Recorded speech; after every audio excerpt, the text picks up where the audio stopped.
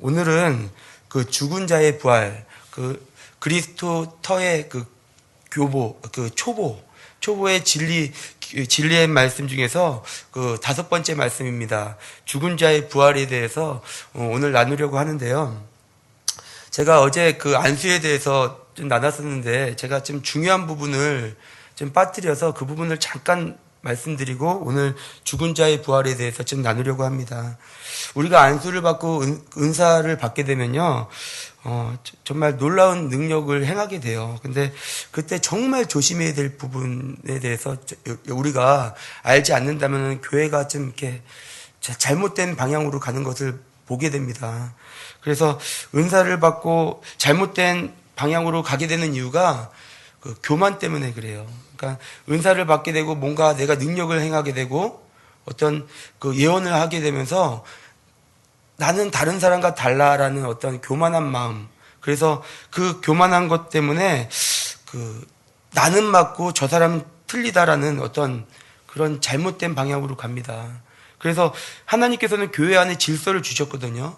그래서 그 질서를 주셨기 때문에 우리는 그 질서대로 사역해야 됩니다. 성경에서는 그 특히 예언하는 분들에게 그런 성향을 많이 나타나는데요. 예언을 하게 되면 보게 되고 듣게 돼서 자신만이 맞다고 생각을 합니다. 근데 성경에서는 예언을 하고 그 예언을 반드시 분별하라라고 말씀하고 있어요. 그렇기 때문에 우리가 분별을 해야 돼요. 그 분별을 할 때는 반드시 그 분별의 첫 번째 기준은 성경이 돼야 됩니다. 성경을 거스리는 예언은요, 다 버려야 돼요. 그것이 분명히 보았거나 분명히 들었다 했을지라도 성경을 거스리는 예언은요, 다 버려야 됩니다. 두 번째는 우리에게 하나님께서 영을 주셨기 때문에 내 영에서 그 예언의 말씀이 공명돼야 돼요. 자연스럽게 아멘, 맞구나라는 공명이 되어야 됩니다.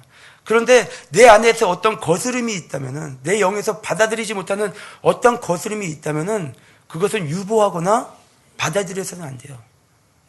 그렇기 때문에 예언요, 맞을 수 있죠. 왜냐하면 예언은 하나님이 주신 것이기 때문에. 그렇지만 100% 맞을 수는 없어요.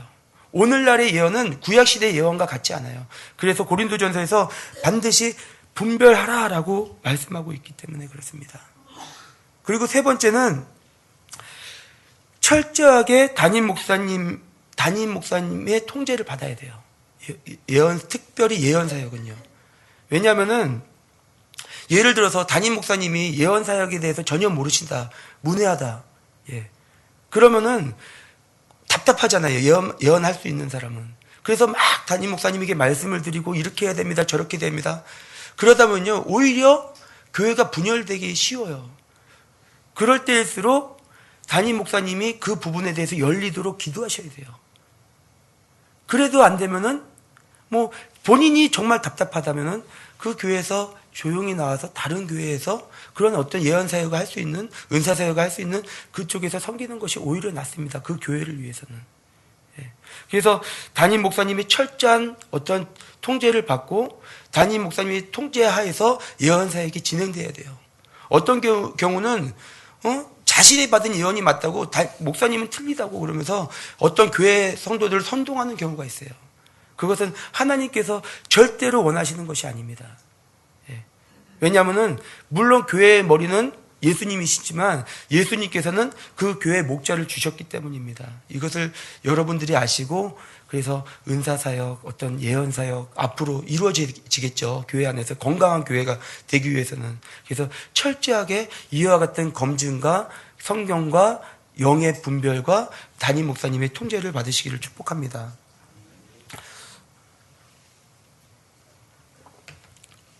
오늘 말씀은 죽은 자의 부활에 대해서 나누겠습니다. 이 죽은 자의 부활도 우리가 반드시 알아야 될 그리스도의 도보의 초보입니다.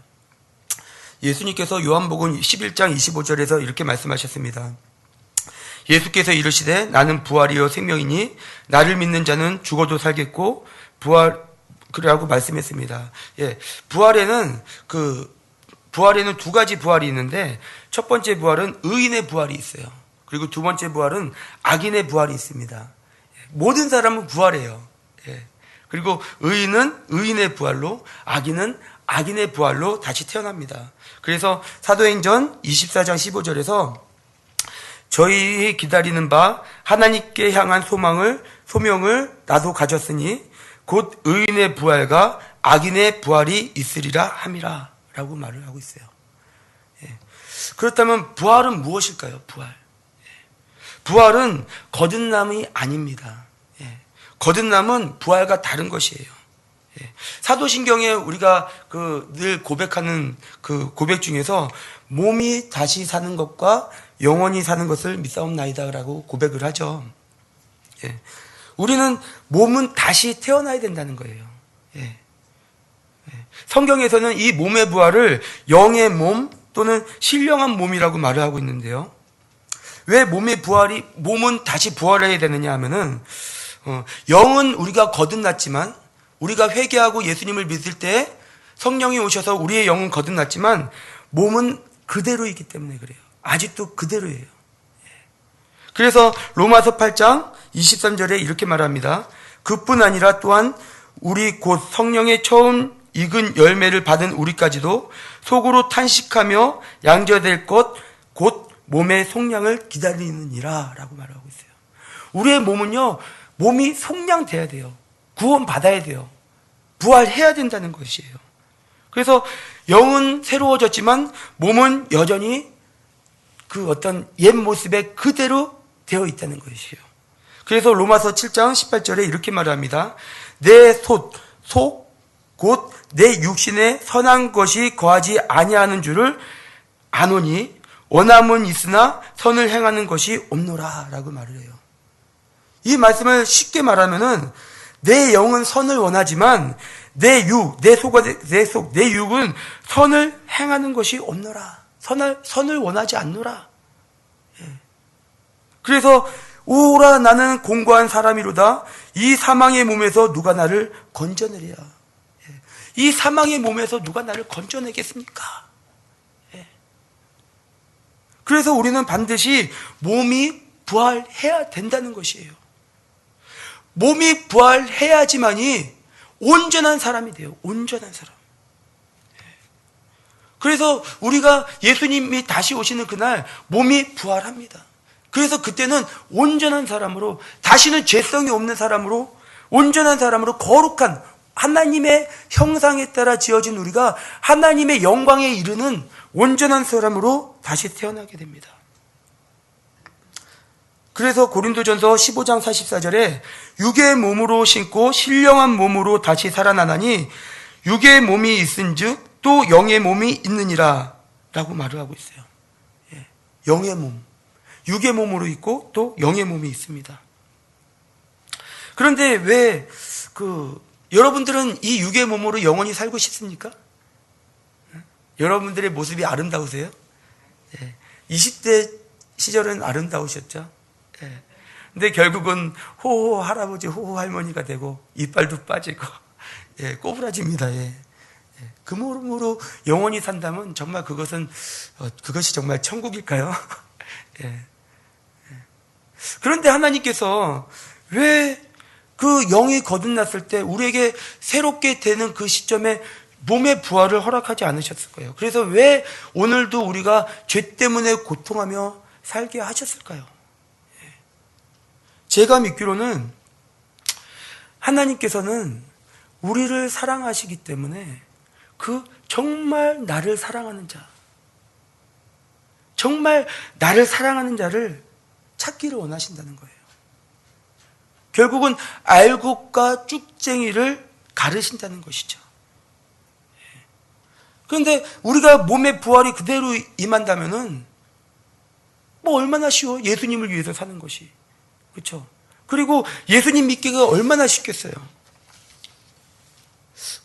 예수님께서 몸의 부활을 입으신 후에 어떻게 되셨냐면은 그때 제자들에게 부활하신 후에 제자들에게 나타나셨는데요. 그 몸의 부활의 모습을 예수님을 통해서 우리가 어느 정도를 알 수 있습니다. 누가복음 24장 37절에 이렇게 말을 하고 있어요. 그들이 놀라고 무서워하여 예수님을 보았을 때예요. 그 보는 것을 영으로 생각할 하는지라. 예수님의 부활의 몸을 봤는데 영으로 생각했다는 것이에요. 아까도 고린도전서에서 말한 것처럼 영의 몸, 신령한 몸이라고 말을 하잖아요. 그리고 요한복음 20장 26절에는 어떻게 그 말씀을 표현하고 있었냐면은 제자들이 두려워서 모든 문을 닫았다고 말을 해요. 그런데 예수님께서 갑자기 들어오신 거예요. 벽을 통과해서 들어오셨거나 아니면은 순간이동으로 들어오셨다는 것이죠. 문이 다 닫혀 있는데. 몸의 부활, 그 몸의 부활을 입은 사람은요, 말하자면 쉽게 말해서 벽을 통과하거나 아니면은 순간이동, 영화에서 보는 것처럼 순간이동이 된다는 것이에요. 심지어는 예수님께서는 몸의 부활을 입으신 후에 자신의 몸을 자유자재로 변화시키셨어요. 그래서 마가복음 16장 12절에 이렇게 말합니다.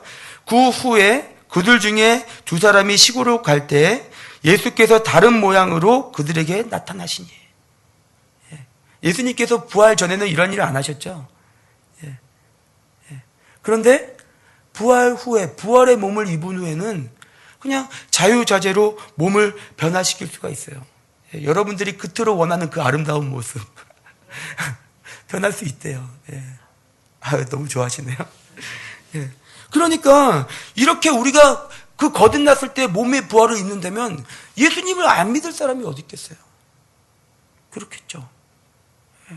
야, 보아라, 예수님은 살아계시다 그러면서 몸을 막 변화시키고 뭐 날아다니고 뭐 확 순간 이동하고 그냥 자연스럽게 다 믿겠죠. 하나님께서는 그것을 원치 않으세요. 그래서 왜 예수님의 제자 중에 도마가 내가 주의 부활의 몸을 보지 않고는 내가 도저히 믿지 못하겠다. 그렇게 말을 하잖아요. 그 예수님의 손과 그 발을 보지 않고는 믿지 못하겠다. 그때 예수님께서 나타나셔서 뭐라고 말씀하시죠? 요한복음 20장 28절에서 도마가 대답하여 이르되, 예수님이 그때 나타났을 때 그 도마가 이렇게 고백을 합니다. 도마가 대답하여 이르되 나의 주님이시오 나의 하나님이시니이다. 이처럼 고백할 수밖에 없어요. 왜냐하면 부활의 몸을 보았기 때문에, 신령한 몸, 영의 몸을 보았기 때문에. 그랬더니 예수님께서 말씀하세요. 29절에서 예수께서 이르시되 너는 나를 보고 믿느냐? 보지 못하고 믿는 자들은 복되도다. 복되도다. 부활의 몸을 보고 믿는다면 얼마나 믿기가 쉬워요. 그렇죠? 주님은 정말 주님을 사랑하는지, 정말 주님을 믿고 따르는지를 보기를 원하세요. 여러분들이 보고 믿는다면 너무 쉽겠죠. 그리고 여러분들의 몸의 형체가 변한다면 너무나 주님 따라 사는 것은 그냥 애들 말대로 껌이겠죠. 껌. 씹기가 편한 것처럼. 그러니까 우리는 반드시 이 몸의 부활을 기다려야 된다는 거예요. 하늘을 바라봐야 된다는 거예요. 여러분들이 그 부활의 소망이 생기십니까? 이 땅에서 이 몸으로 영원히 살고 싶으십니까? 몸의 부활을 소망하십시오. 그러면 어떻게 하면 우리가 이 부활에 참여할 수 있을까요?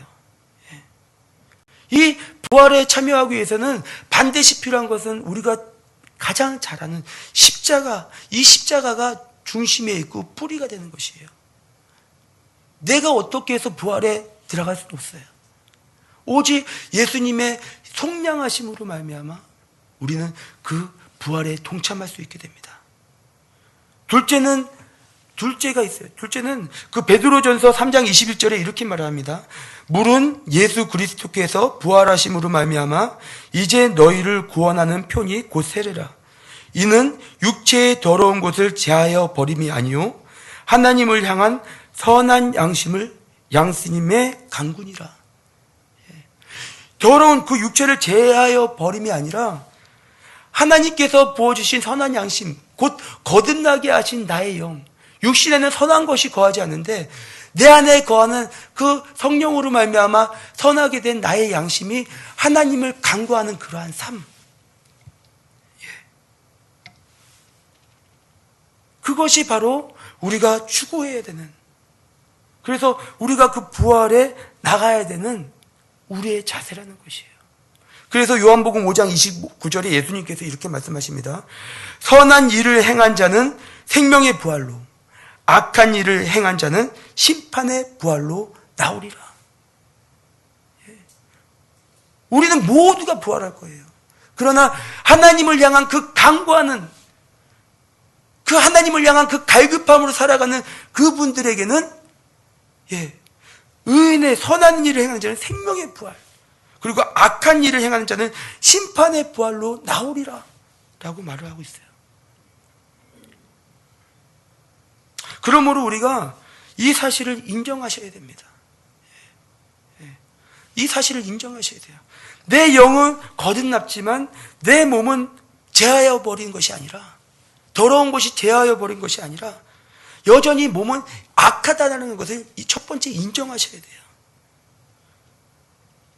그렇기 때문에 우리는 몸의 부활을 잇기 위해서 정말 죽기까지 싸우는 거예요. 그래서 우리가 이 땅을 떠날 때까지 우리는 그러한 삶을 살아야 되는 것이에요. 우리가 죽기 전에는요, 이 몸은 끝까지 죄를 원해요.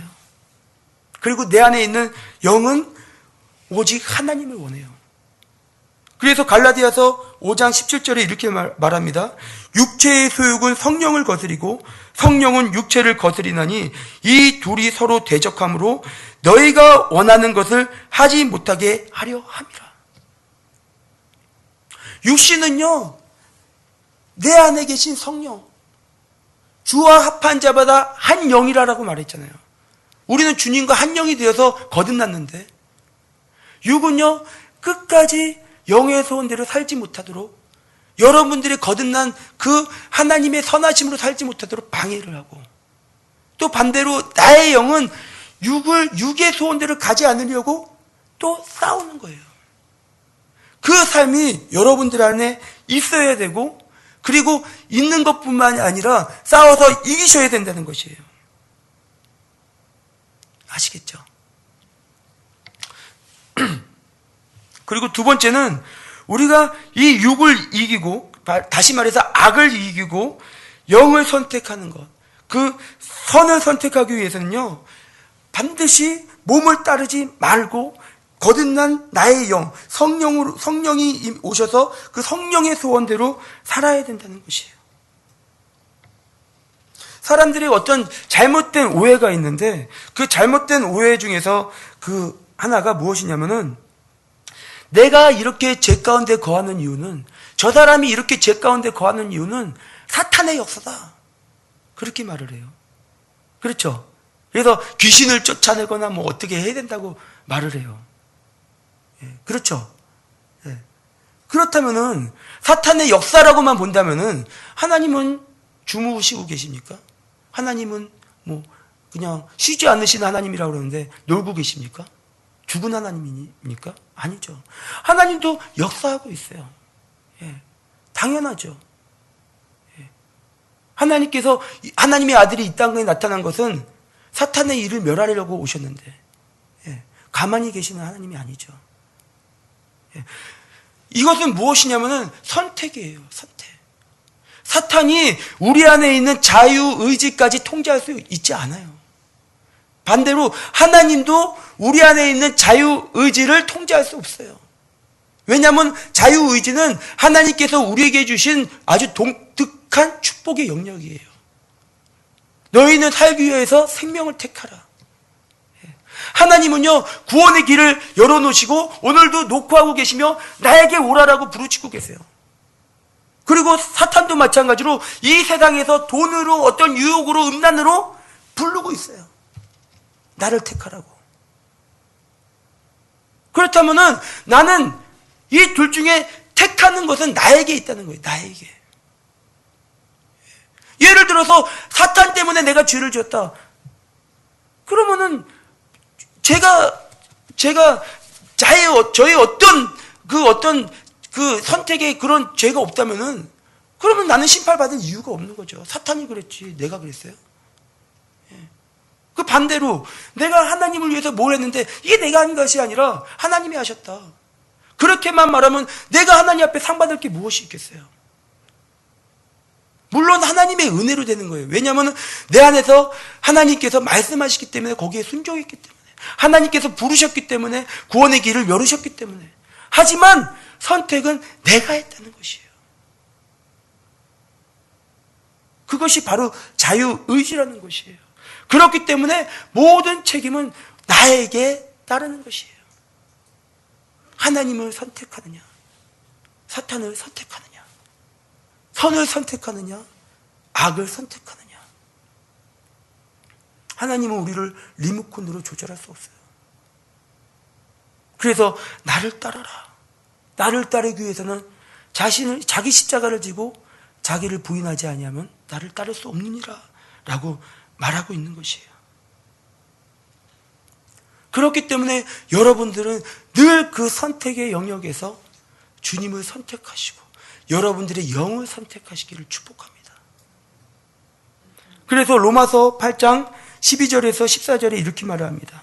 그러므로 형제들아 우리가 빚진 자로 돼 육신에게 져서 육신대로 살 것이 아니라 너희가 육신대로 살면 반드시 죽을 것이로되 영으로서 몸의 행실을 죽이면 살리니 무릇 하나님의 영으로 인도함 받는 사람이 곧 하나님의 아들이라. 육신대로 살면 반드시 죽을 것이로되 영으로서 몸의 형실을 죽이면 살리니. 결국은 하나님의 아들이 되는 사람이 누구예요? 하나님의 영으로 인도함 받는 사람이 하나님의 아들이라. 우리는 예수님 믿으면 다 하나님의 자녀라고 아버지라고 부르죠. 그런데 성경에는 그렇게 말을 하지 않더라고요. 성경에서는 분명히 말을 하고 있어요. 영으로 사는, 육으로 사는 그 자가 아니라 영으로 사는 그 사람이 하나님의 자녀라, 아들이라.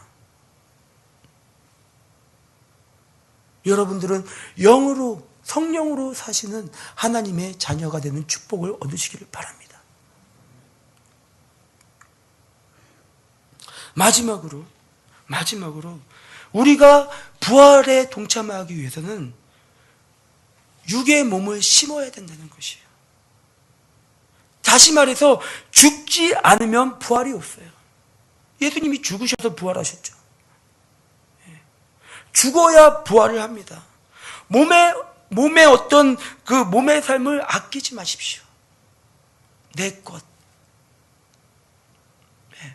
욕심. 이 몸은 썩어질 몸이에요. 썩어질 몸. 점점점 썩어가고 있죠. 힘이 없어지고 목이 결리고 저도 자꾸만 결려요. 죄송합니다, 어르신들. 이 나이가 들수록 나타나는 현상이에요. 그래서 고린도전서 15장 42절에 이렇게 말합니다. 죽은 자의 부활도 그와 같으니 썩을 것으로 심고 썩지 아니할 것으로 다시 살아나며. 심어야 된다는 거예요. 썩을 것으로 심고 썩지 아니할 것으로 다시 살아나며. 얼마나 좋아요. 심으니까 다시 사는 거예요. 여러분들의 썩을 몸을 심으시기를 바랍니다. 그래서 예수님께서 누가복음 9장 24절에서 이렇게 말해요. 누구든지 제 목숨을 구원하고자 하면 잃을 것이요 누구든지 나를 위하여 제 목숨을 잃으면 구원하리라. 이것이 부활에 동참하는 사람들의 삶이에요. 죽으셔야 돼요. 무엇을 위해서요? 예수님을 위해서 목숨을 잃는 자는. 이것은 순교하라는 말이 아니라 순교하고자 하는 마음으로 살아야 된다는 거예요. 썩을 것으로 심고 썩지 아니할 것으로 영광의 몸으로 다시 거듭나는. 여러분들의 삶이 힘드십니까? 고난 가운데 계십니까? 심으시기를 바랍니다. 이 땅에서의 삶이요, 정말 축복처럼 보이지만 어떤 모든 것을 가진 사람은 또 축복같이 보이지만 그렇지가 않아요. 육으로 사는 사람은요, 환난이 따라요.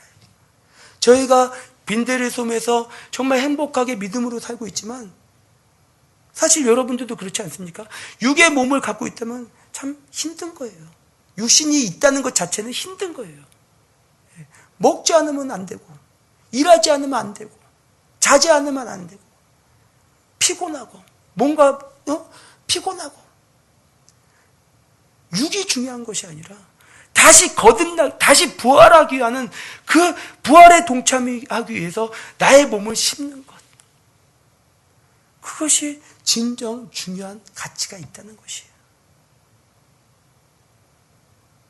그 부활의 몸에 동참하도록 여러분들은 자신의 그 썩어질 몸, 다시 흙으로 돌아갈 이 몸을 아끼지 마시고 나에게 있는 것, 돈, 명예, 권력 아끼지 마시고 주님을 위해서 쏟아부으세요. 그것만이 남는 것입니다. 주님을 위해서 이웃을 도우세요. 그것만이 남는 것입니다. 주님을 위해서 이웃을 내 몸과 같이 사랑하세요. 그것만이 남는 것입니다. 나는 아무것도 없어서 할 수가 없어. 왜 없어요? 몸이 있잖아요. 몸으로 할 수 있잖아요. 몸으로 심으십시오. 몸으로 이웃을 도우십시오. 돈이 없다면 몸으로 도우십시오. 육체, 나는 이제 늙어서 못해. 그렇다면 기도하십시오. 주님의 나라를 위해서 기도하시고 이웃을 위해서 기도하십시오. 그리고 사랑을 베푸십시오. 어려운 사람이 있다면 도우십시오. 여러분들에게 있는 것은 여러분 것이 아니에요. 다 하나님께서 주신 하나님의 축복이에요. 그것을 마치 내 거라고 여기는 그 오만함과 교만함이 그 사람을 무너뜨립니다. 내 것은 없어요. 그리고 우리가 죽을 때는 다 놔두고 가야 될 썩어질 것이에요. 오직 주님만이. 그래서 오직 사랑으로 역사하는 믿음뿐이니라 말씀한 것처럼 오직 사랑으로 사는 믿음만이 하나님 앞에 기억되고 남는 가치가 있는 축복이 된다는 것이죠. 나를 위해서 뭐가 되려고 하지 마십시오. 주님을 위해서 살다 보면 뭐가 됩니다. 주님을 위해서 살다면 뭐가 돼요. 그런데 뭐가 되기 위해서 주님을 위해서 사는 것이 아니라 나는 단지 육신의 몸을 심을 뿐이고 그럴 때 주님께서 부활의 몸으로 다시 살게 하는, 그래서 예수님께서 다시 오시는 그날 우리는 신령한 몸으로, 영의 몸으로 주님 앞에 서서 주님과 함께 천국 잔치, 그 혼인잔치에 들어가고 주님과 함께 이 땅을 다스리는 그러한 놀라운 축복이 임하는 거예요. 남편을 섬기십시오. 아내를 섬기십시오. 부모님을 섬기십시오. 이웃을 섬기십시오. 성도분들을 섬기십시오. 교역자를 섬기십시오. 교회를 섬기십시오. 그래서 이 땅을 구원하십시오. 그것이 여러분들이 살아야 될 삶인 것입니다. 아시겠죠? 기도하는 시간 갖겠습니다. 시간 기도하실 때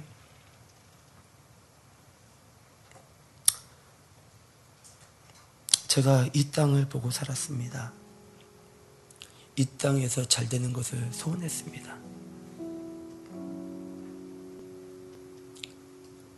정말 저도 이 땅에서 좀 편안하고 잘 살기 원하는 마음이 내 안에서 계속 있었습니다. 하지만 주님, 이것을 내려놓습니다. 이것을 버립니다. 나 한 사람 잘 살고자 하는 그 어리석은 이기적인 마음 버립니다. 나에게 새로 거듭나게 하신 성령님, 나는 그 성령님으로 살겠습니다. 썩어질 몸은 심겠습니다. 주를 위해서 심겠습니다.